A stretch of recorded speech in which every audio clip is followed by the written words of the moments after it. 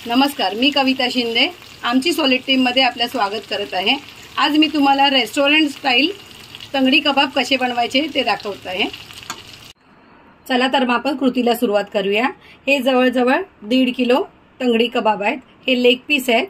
ह्याला चांगलं वॉश करून मी ह्याला ना अशा चिरा पाडलेल्या आहेत। या चिरा यासाठी पाडायच्या की त्याच्यामध्ये मसाला पूर्ण जातो आणि हे खायला एकदम चविष्ट लागतात आणि लवकर शिजतात पण। ठीक आहे, हे झाले आपले लेग पीस।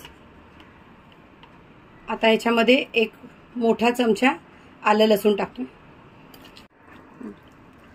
हे सगळ्या बाजूने आलं लसूण लावून घ्यायचं आहे।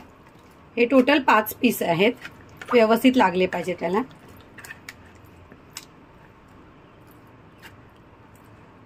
सगळ्या पीसना असं व्यवस्थित चिरा पाडून त्याच्यामध्ये हे भरून ठेवायचं।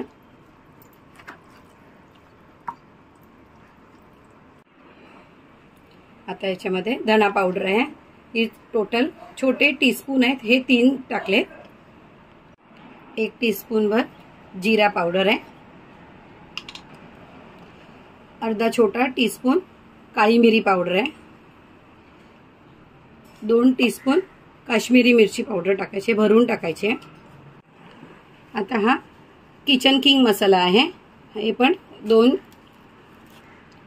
टीस्पून टाकलेत मी। 1 टीस्पून गरम मसाला टाकलाय। 1 टीस्पून आहे मीठ, चवीनुसार तुम्हाला जसं लागेल आवडतं तसं तुम्ही हे टाका। याच्यामध्ये 2 चमचे चाट मसाला टाकायचा आहे। 1 वाटी भरून दही टाकायचं याच्यामध्ये। कसुरी मेथी हातावर क्रश करून घेतलेली आहे, ती टाकली आहे 1 टीस्पून। अर्धा टीस्पून हा घरगुती मसाला आहे।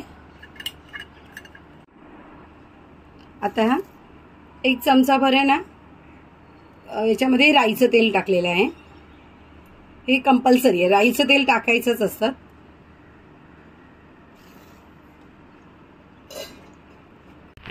आता यामध्ये 2 लिंबाचा रस टाकायचा आहे।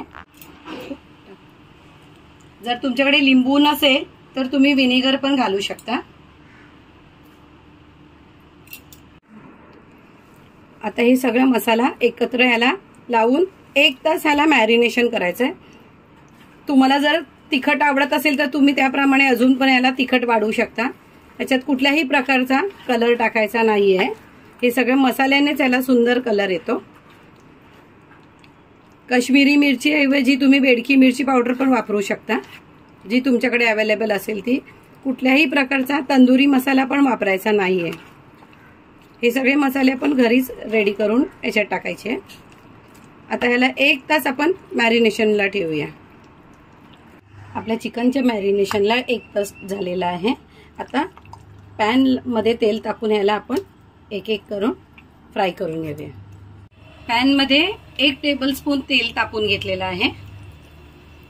आपलं तेल तापलेलं आहे। हे तंगडी कबाब मोठे असल्यामुळे एका वेळेला फक्त तव्यामध्ये एका वेळेला 2च राहू शकतात।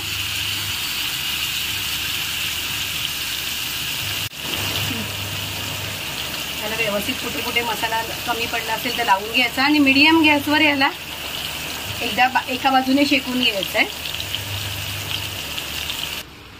आता हे एका बाजूने शेकलेले आहे। आता हे एका बाजूने आता परत वरच्या बाजूला आता खाली टाकून आता ते पण पलटून ह्याला अजून एक 5 ते 7 मिनिटं शिजायला ठेवूया।